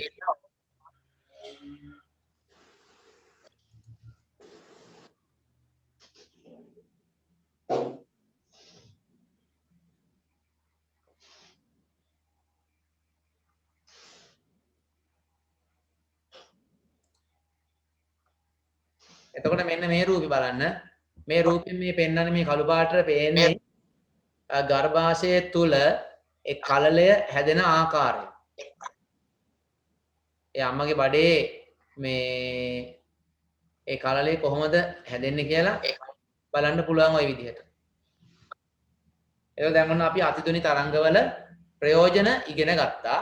අපි ඉක්මනට ලියාගමු. ඔයාලටත් මේක ඉන්ටර්නෙට් වලින් අපිට හොයාගන්න පුළුවන්. අල්ට්‍රාසවුන්ඩ් ස්කෑනින් කියලා මේ විදිහට ටයිප් කරලා Google වල සර්ච් කරන්න. ඔයාලට ගොඩාක් ෆොටෝස් බලා ගන්න පුළුවන්. තනියෙන් ඔයාලා ඒක හොයාගන්න.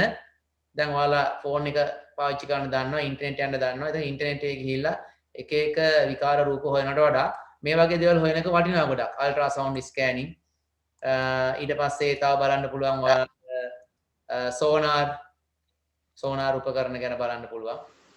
ඊට පස්සේ ඔය අතිධ්වනි තරංගවල භාවිතය හරි uses of ultrasound කියලා කියවොත් එහෙම අපිට අතිධ්වනි තරංගවල භාවිතයන් අපිට වෙනේම බලා ගන්න පුළුවන්. ඒ වගේ වැදගත් දේවල් ඔයාලා හොයාගන්න මීට අමතරව.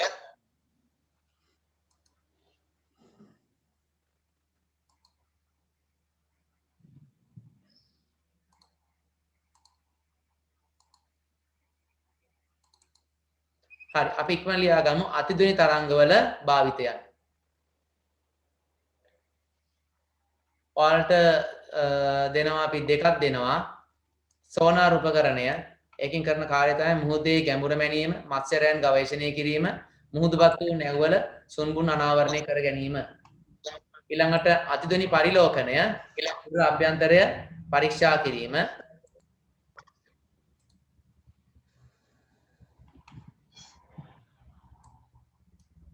සිරුර අභ්‍යන්තරය පරීක්ෂා කිරීම, ගර්භණී මවකගේ ගර්භාෂය සහ ගර්භාෂය තුල සිටින දරුවාගේ තත්ත්වය නිරීක්ෂණය කිරීම.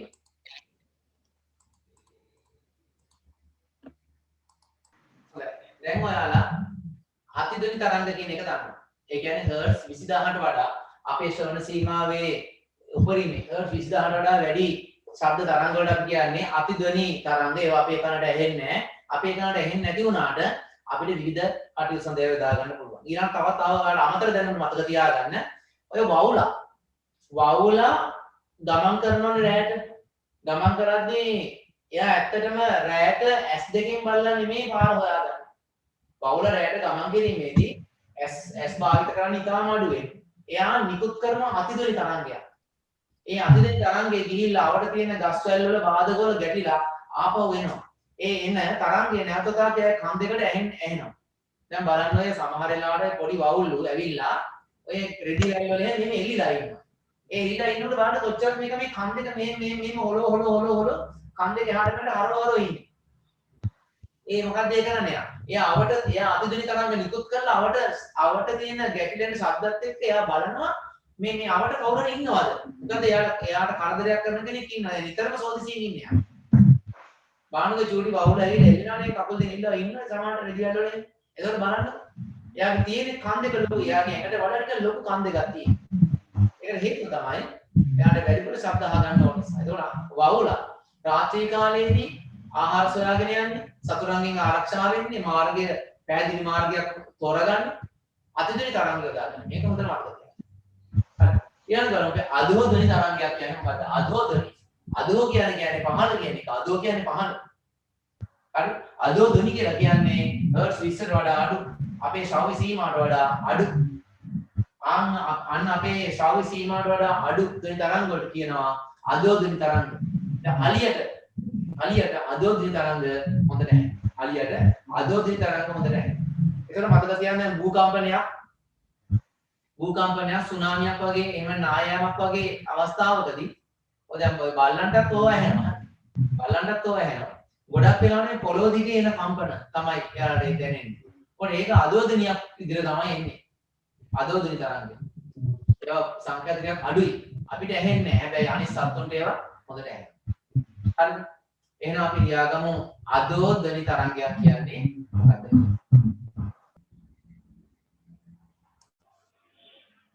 මේ ශ්‍රව්‍ය සීමාවේ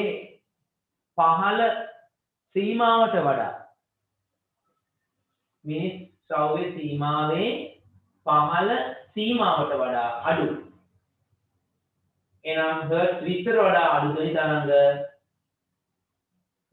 මෙතන තියෙන වැරදි අධෝධ්වනි තරංග ලෙස හඳුන්වනවා. මුතුන් දොස් කීපයක් තියෙනවා මේ මේකේ හදා ගන්න ඕනේ. හරි.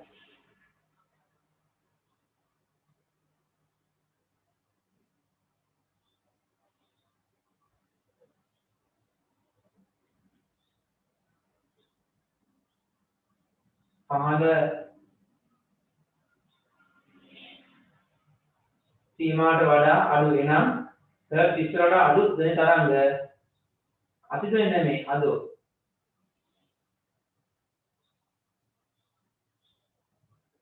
අධෝධ්වනි තරංග ලෙස හඳුන්වයි. හරි අපි එහෙනම් ඊළඟට බලමු මේ ධ්වනි ප්‍රභව. දැන් අපි පොඩි කාලේ ඉගෙන ගත්ත ආලෝක ප්‍රභව නේද? ඊළඟට තාප ප්‍රභව ඒ වගේ ධ්වනි ප්‍රභව.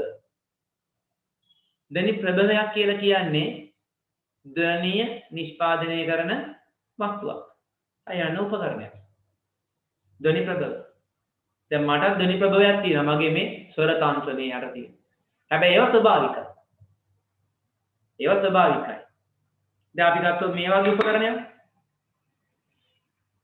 මේක මිනිසා විසින් නිපදවන ලද උපකරණයක් නේ. මේකනොත් ධ්වනියක් ඇති කරගන්න පුළුවන්. මේක ධ්වනිය ඇති වෙන්නේ කොහොමද? ඊළඟට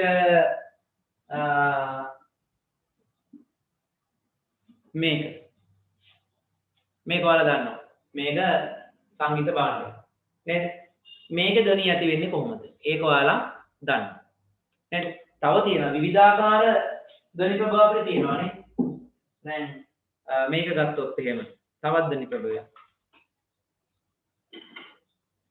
මේ වන්ට විද්‍යාගාරය අපිට ධ්වනිය නිෂ්පාදනය කරන්න තියෙන උපකරණයක් මේක. මේකට කියන්නේ මොකක් කියලාද? සරසුල. මේක කියන්නේ සරසුල. අපි මේක නාද කරලා කනට ලං කරොත් දැන් මම මේක නාද කරලා කනට ලං කරනවා.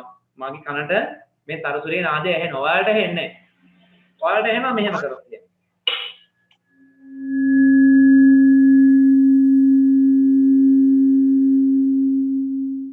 ඇහුණා නේද? ඔව් සර්. එතකොට මේක ගත්තොත් මේක පොඩ්ඩක් කොටයි. මේක පොඩ්ඩක් කොටයි බලමු. මේකේ සද්ද වෙනස්ද කියලා බලමු.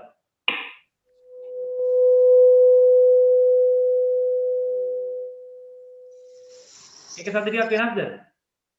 ඔව් වෙනස් සර්. මේ වාර ප්‍රතිපිකානන්දගේ කොලවකා. මේ ෆෝන්.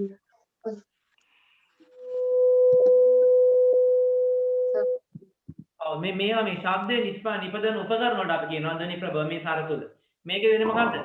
මේකෙදි වෙන්නේ දඬු කම්පණය වීම. මේ දඬු කම්පණය වීම. මෙතෙන් තියෙන්නේ මොකද්ද? මේ දඬු කම්පණය වෙලා තියෙන්නේ. දඬු. මෙතෙන් දඬු කම්පණය වීමක් වෙන්නේ. එතකොට මේකෙදි වෙන්නේ මොකද්ද? මේකෙදි වෙන්නේ තන්තු කම්පණය වීමක්. අපි මේ ඇඟිල්ලෙන් එහා මෙහා මේක මේ කම්බි අදිනකොට අපිට මෙයා මේ වෙනවා පේනවා. මොනවද ටික ලං කරලා පෙන්නන්න. ඔයාලට පේනව නේද මේ කම්බිය කම්පන වෙනවා. ඔව් සර්. කම්පණය වීම නිසා තමයි මේ හඬ ඇති වෙන්නේ. ඒකට මේ අනිත් කම්බිත් එන්නේ.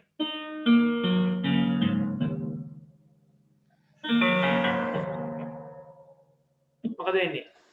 අන්න ඒවා තන්තු එහෙම නැත්නම් තත් එහෙම නැත්නම් කම්බි කම්පණය වීමෙන් හඬ නිෂ්පාදනය කිරීමක් වෙනවා. ඊළඟට මේක. දැන් මේකෙදි ඔයාලට හෙද්දන්නේ නැහැ මම පොඩ්ඩක් පිඹලා පෙන්නන්නම්.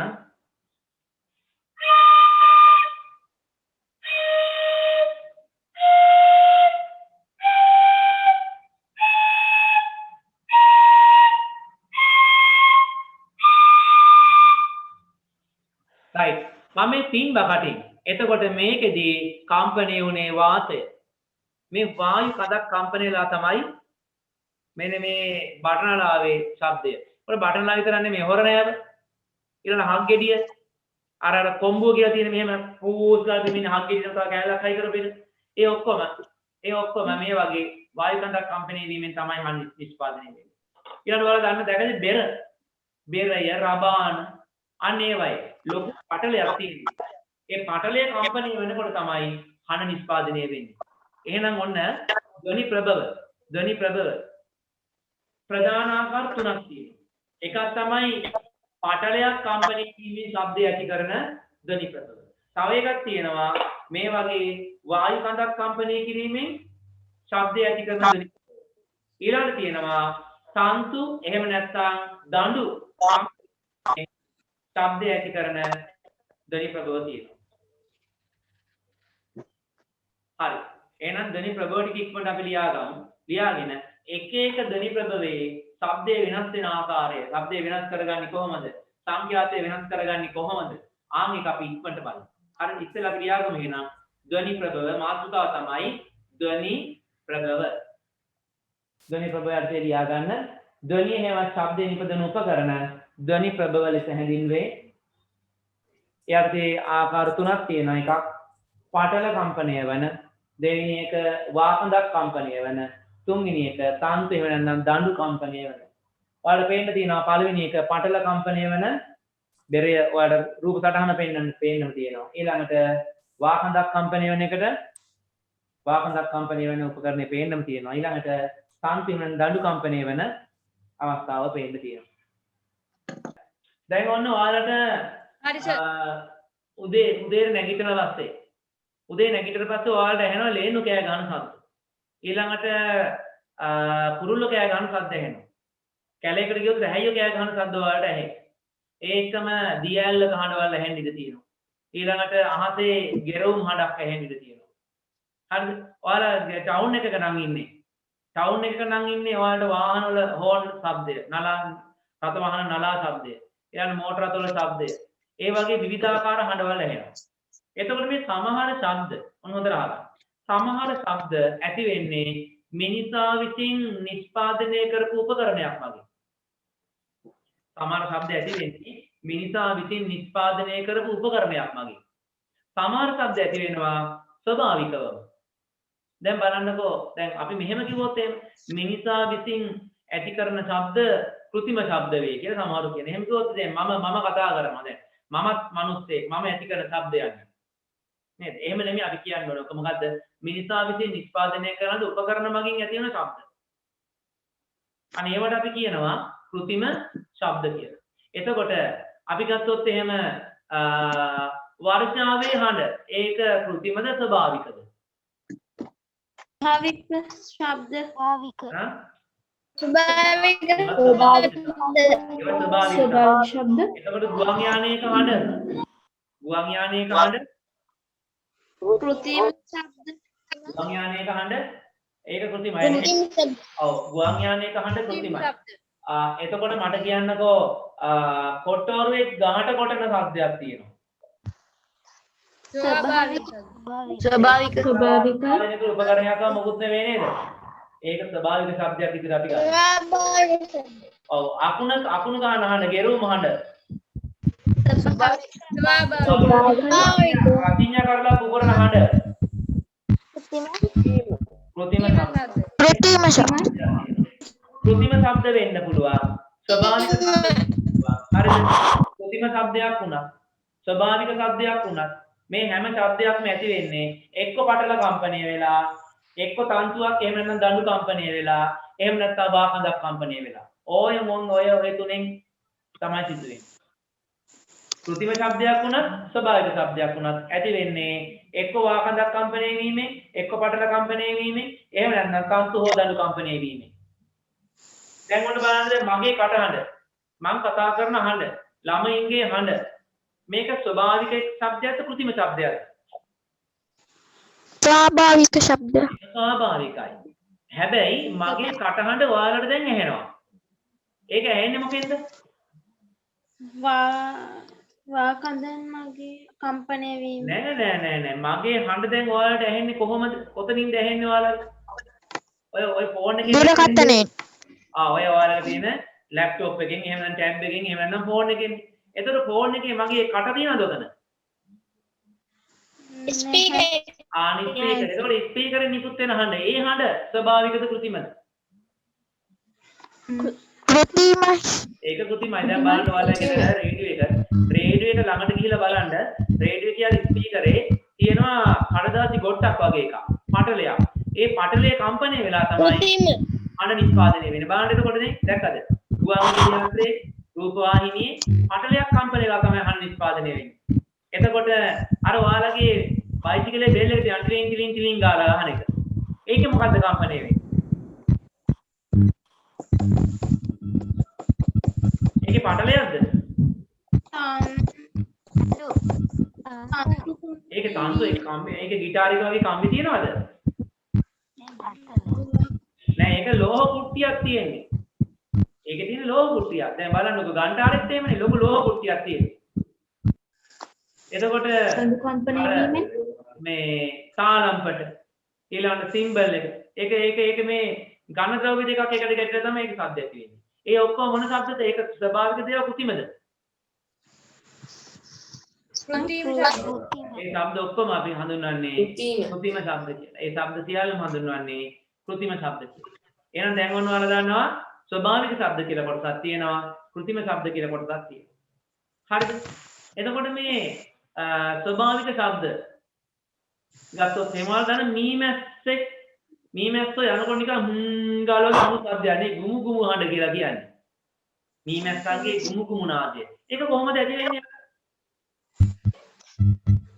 මීමැස්සගේ හඬ ඇති වෙන්නේ මීමැස්සන්ගේ පියාපත් චලන වේගය. මීමැස්සන්ගේ තටු මීමැස්සන්ගේ පියාපත් අධික වේගයෙන් චලනය වෙනවා. ආන් එතකොට අපිට කාලගේ සද්දයක් එනවා. දැන් කුරුමිනියෙක් වුණත් අපි ළඟ යනකොට අර සමහර කුරුමිනේ උත්කා යන්නේ රැයට එහෙම ලොකු කුරුමිනිය තනි කුරුමිනිය. යාළුවෙත් එහෙමයි. පියාපත් වේගයෙන් චලනය වෙන සද්ද තමයි අපිට එන්නේ. එතකොට ගත්තොත් පළගෙඩියේ කොහමද? පළගෙඩියේ. ඔය කෑ ගහන පළගෙඩියේ කෑ ගහන වෙලාවට පොඩ ළඟට ගිහින් බැලුවොත් ඔයාලට පෙනියද ඔගේ පිටිපස්සේ ලොකු අණු දෙකක් තියෙනවා. ඒක මේ මුඩු උත්තර මේ අයියෙන් දෙක අතුල් වෙනවා වේගෙන්. ඒ පළගෙඩියාගේ පාද වල තියෙනවා කෙඳි. සියුම් කෙඳි වර්ගයක්.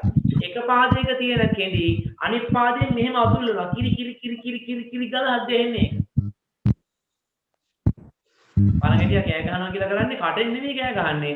අර කකුලේ තියෙන කෙන්ඩි අතුල්ලනවා වේගෙන්. කිරි කිරි කිරි කිරි ගාලා හද්ද එනවා. ඒක වෙන්නේ. රැහැයියත් ඒ වැඩේ කරනවා. රැහැයියත් ඒ වැඩේමයි කරන්නේ. ඔය රැහැයියත් මහා අයියෙන් කීස් කීස් කීස් කීස් කියලා කෑ ගහනවා නේද? කටෙන් නෙමෙයි කෑ ගහන්නේ. එයාලගේ පාද මත තියෙන කෙන්ඩි අනෙක් පාදයෙන් වේගෙන් පිරිමදිනවා. ඒක තමයි අපිට keys keys keys keys keys කියලා හද්දයක් එන්නේ. මදුරුවා කොහොමද? මදුරුවා කූංගාගෙන යන්නේ. තට්ටු එයාගේ තට්ටුවල සද්ද එයාගේ තියුම් පියාපත් තියෙන නිසා තියුම් හඬක් කියන්නේ කූංගාන් යන අපි දැන් හැබැයි ළඟට එනකොට ඉන්න බෑනේ. නමුත් සද්ද කරන් යලා විදිනවනේ. කුරුල්ලෙක් කොහමද?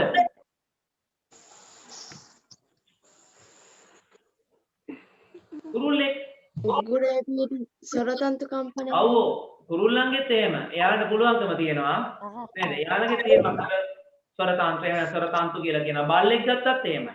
එයාලගේ සොරතන්තු එහෙනම් සොරතන්තු තීටනවා. ආන් ඒවෙන් තමයි යාලා ශබ්ද ඇති කරන්නේ. දැන් ඔයාලට ගෙදර වැඩකුත් මම දෙනවා. මොකද්ද වැඩේ?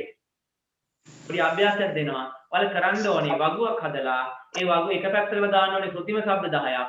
අනිත් පැත්තකට දාන්න ඕනේ ස්වභාවික ශබ්ද 10ක්. ඒ අතර අපි ලියාගමු કૃතිම ශබ්ද හා ස්වභාවික ශබ්ද කියන්නේ මොනවද කියලා. ඉක්මනට ලියාගමු.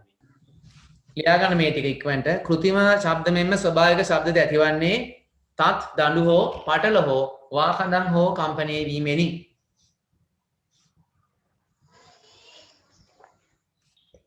හරි සර්. හරි සර්. ඊළඟ ඔයාලා ගෙදර වැඩ තමයි මෙන්න මේ විදියට වගුවක් හදන්න ඕනේ. හරි සර්.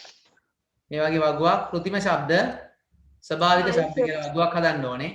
કૃතිම ශබ්ද 5කුයි ස්වභාවික ශබ්ද 5කුයි 10ක් ඕනේ නැහැ. 5 5 ලියන්නකො. මේක අනිවාර්යෙන් ගෙදරදී මේ වැඩේ කරන්න ඕනේ. හොඳයි අපි ඊළඟට බලමු මේ එක එක ධ්වනි ප්‍රබලවල සංඛ්‍යාත වෙනස් කරගන්නේ කොහොමද කියලා.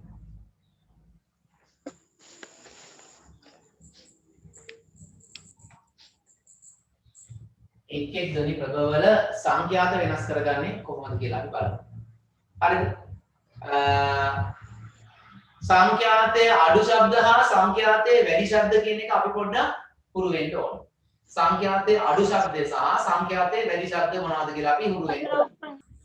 හරි අපි බලමු සංඛ්‍යාතයේ අඩු ශබ්ද හඳුනගන්නේ කොහොමද? සංඛ්‍යාතයේ වැඩි ශබ්ද හඳුනගන්නේ කොහොමද කියලා. අපි ඉස්සෙල්ලා හඳුනගන්න පුරුදු වෙන්න ඕනේ. ඊට පස්සේ අපිට පුළුවන් මේ පාටල කම්පණයෙන් හඬ නිෂ්පාදනය කරන ඊළඟට වායු කඳක් කම්පණයෙන් හඬ නිෂ්පාදනය කරන තන්තු හා දණු කම්පණයෙන් හඬ නිෂ්පාදනය කරන උපකරණ සංඛ්‍යාතය වෙනස් කරගන්න කොහොමද කියලා අපිට ඕන ඒකෙන් අවබෝධයක් ගන්න පුළුවන්. මම මේකට ගන්න උදාහරණ තමයි ගිටාරය. ඔන්න. ඔයාලට ලියගන්න බැරි කියලා දාන්න සර්.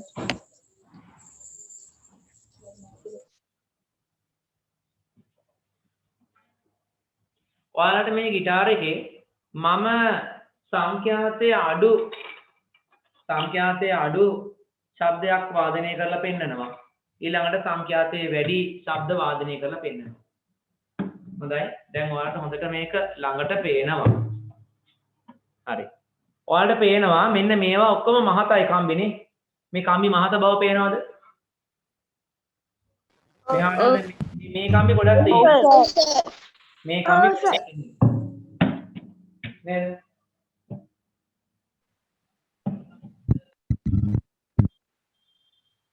මේ කම්බි ගොඩක් මහතයි. මේ කම්බි ගොඩක් සිහින්. ඔන්න මම මහත කම්බියක් වාදනය කරනවා. බලන්න ඒ ශබ්දය අහගන්න.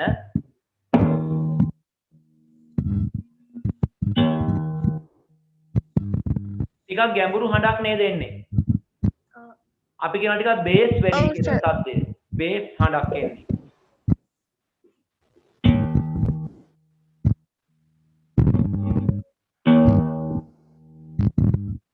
බේස් හඬක් ශබ්ද නිකන් ගැඹුරු හඬක්. මම මේ සිහින් කම්බිය කම්පණය කරනවා.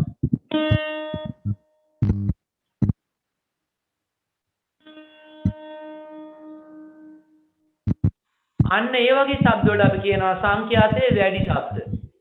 මේ තියුණු හඬවල් නෙමෙයි. අන්නේ හඬ සංඛ්‍යාතයේ වැඩි. මෙන්න මේ හඬ. සංඛ්‍යාතය අඩුයි බේස් හඬ ගැඹුරු හඬවල් සංඛ්‍යාතය අඩුයි ගැඹුරු හඬවල්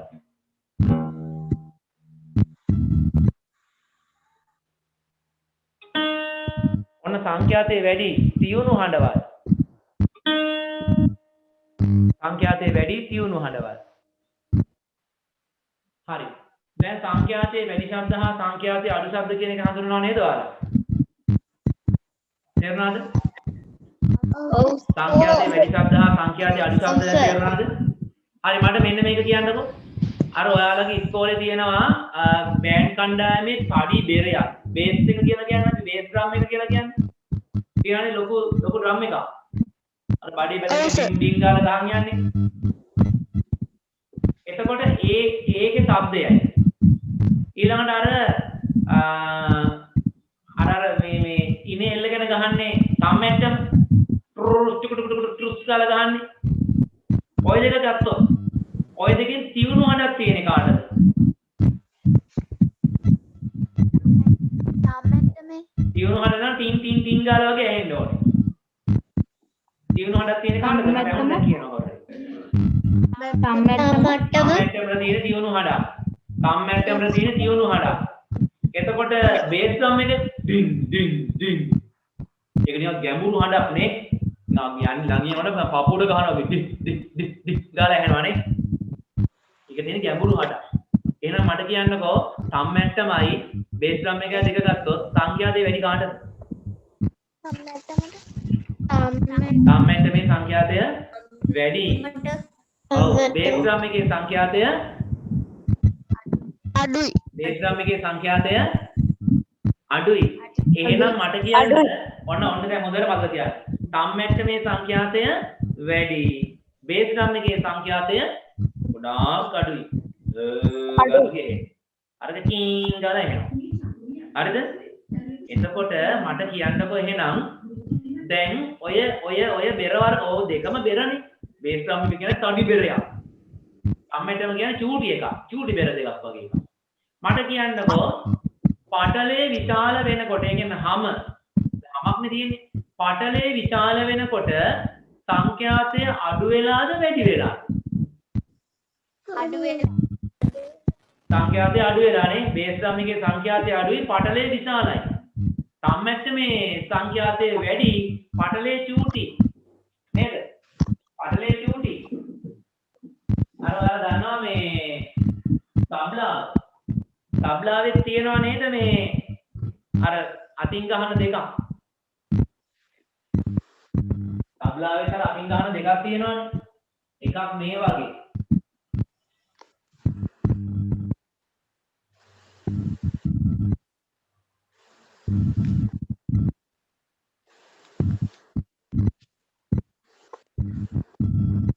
එකක් මේ වගේ එකක් අනිත් එක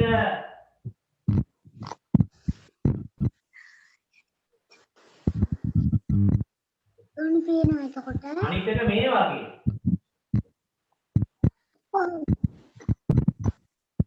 දැකලා තියනවා නේද ඔයාලා මෙහෙම දෙකක් තියෙනවනේ දැකලා තියනවා නේද එතකොට මේකට ගහනවා ටින් ටින් ටින් ටින් ගාලා එන්නේ මේකට ගහද්දි බුම් බුම් බුම් බුම් ගාලා එන්නේ මේ දෙකෙන් සංඛ්‍යාතය වැඩි කාගේද හරිද මේ පළවෙනි එකේද දෙවෙනි එකේද සංඛ්‍යාතය වැඩි පළවෙනි එකේ සංඛ්‍යාතය වැඩි දෙවෙනි එකේ සංඛ්‍යාතය අඩුයි බලන්න එතකොට පටලේ වර්ගඵලය අඩු වෙන්න සංඛ්‍යාතය වැඩි පටලේ වර්ගඵලය වැඩි වෙන්න සංඛ්‍යාතය අඩු වෙනවා ඒ වගේ තව දෙයක් තියෙනවා මේ පටලය ඇදෙන්න සංඛ්‍යාතය වැඩි වෙනවා පටලය ඇදෙන්න සංඛ්‍යාතය වැඩි වෙනවා පටලේ බුරුල් වෙන්න සංඛ්‍යාතය අඩු වෙනවා ඔන්න ඔය ටික හොඳට පටපාඩම් කරලා තියාගන්න ඒ ටික මම දැන් ලියා ගන්න දෙනවා ඔයාලට හරිද එහෙනම් පටල කම්පණය වීමෙන් හඬ උපදවන සංගීත භාණ්ඩවල ලක්ෂණ ටික ඉක්මනට ලියා ගන්න හැමදේම ඔතන ඔයාලට දීලා තියෙන්නේ පටල කම්පණය වීමෙන් හඬ උපදවන සංගීත භාණ්ඩ පටලේ ආතතිය වැඩි වෙන විට හඬේ සංඛ්‍යාතය වැඩි වේ එහෙනම් ආතතිය අඩු වෙද්දී සංඛ්‍යාතය අඩු වෙනවා කියලා හිතා ගන්න ඕන පටලේ වර්ගඵලයේ වැඩි වෙන විට සංඛ්‍යාතය අඩු වේ. එහෙනම් පටලේ වර්ගඵලයේ අඩු වෙනකොට සංඛ්‍යාතය වැඩි වෙනවා කියන එක ඔයාලා හිතා ගන්න ඕන. අද අපි ඉගෙන ගත්තේ මොනවාද? අපි අද ඉගෙන ගත්ත 8 වසර විද්‍යාව ධ්වනිය පාඩම.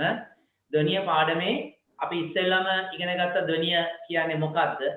ධ්වනිය ඇති වෙන්න අනිවාර්යයෙන්ම කම්පණය වෙන්න ඕනි කියලා කිව්වා. එතකොට කම්පනයක් කියන්නේ මොකද්ද? දෝලනයක් කියන්නේ මොකද්ද කියලා වෙනම ඉගෙන ගත්තා. ඊට පස්සේ එක කම්පනයක් සිදුවන ආකාරය ඉගෙන ගත්තා. ඊට පස්සේ තප්පර එකකදී සිදුවන කම්පන වාර ගණන අපි සංඛ්‍යාතය කියලා හඳුන්වනවා කියලා අපි ඉගෙන ගත්තා. ඊට පස්සේ අපි ස්වභාවික ශබ්ද ගැන ඉගෙන ගත්තා. કૃතිම ශබ්ද කියන්නේ මොනවද කියලා අපි ඉගෙන ගත්තා. ඊට පස්සේ ධ්වනි ප්‍රභව අපි ඉගෙන ගත්තා ඊට කලින්. ධ්වනි ප්‍රභව වර්ග 3ක් ඉගෙන ගත්තා. ඊට පස්සේ දැන් අපි අන්තිමටම ඉගෙන ගත්තා පටල කම්පණයෙන් හඬ නිපදවන උපකරණවල සංඛ්‍යාතය වැඩි කරගන්න මොකද්ද කරන්න ඕනේ? සංඛ්‍යාතය අඩු කරගන්න මොකද්ද කරන්න ඕනේ කියලා ගත්තා. අපිට ඊළඟට තියෙනවා තත් එහෙම නැත්නම් දඬු කම්පණයෙන් හඬ නිපදවන උපකරණ එහෙම නැත්නම් සංගීත භාණ්ඩවල කොහොමද සංඛ්‍යාතය වැඩි කරගන්නේ? කොහොමද සංඛ්‍යාතය අඩු කරගන්නේ? ওই විදිහට අපිට ඉගෙන ගන්න තියෙනවා. ඊළඟට අපිට තියෙනවා සංගීත නාද හා ഘോഷා කියන්නේ මොනවද කියලා ඉගෙන ගන්න තියෙනවා. සංගීත නාදයක් කියන්නේ මොකද්ද? ഘോഷාවක් කියන්නේ මොකද්ද කියලා ඉගෙන ගන්න තියෙනවා. ඊට පස්සේ තියෙනවා මියුසික් තෙරපි. ඒ කියන්නේ සංගීත චිකිත්සාව. සංගීතය මගින් ලෙඩ සනීප කරන්නේ කොහොමද කියලා අපිට ඉගෙන ගන්න. එතකොට ඔතනින් එහාට කොටස් ටික මම අද කරන්නේ නැහැ. ඔයාලට සිකුරාද මම පන්ති දාලා තිබ්බා මට වෙලාව නම් මතක නැහැ. එද සිකුරාදට එක පැයක පන්තියක් ඔයාලට කරනවා. පැය 3ක් සම්පූර්ණ වෙන්න. සාමාන්‍ය පන්තියක් කරන්න පැය 2යි. වැඩිපුර පැයක් එක ලබන එක හෙට නෙමෙයි අනිත් පන්තියේදී මේ පාඩම ඉවර කරනවා. හොඳයි. එහෙනම් අපි අදට පන්තිය නතර කරනවා. මේ පාඩමේ ඉතුරු කොටස ඊළඟ පාඩමෙන් අපි සම්පූර්ණ කරනවා. එහෙනම් සියලු දෙනාට සුබ දවසක්. අයබෝවන්.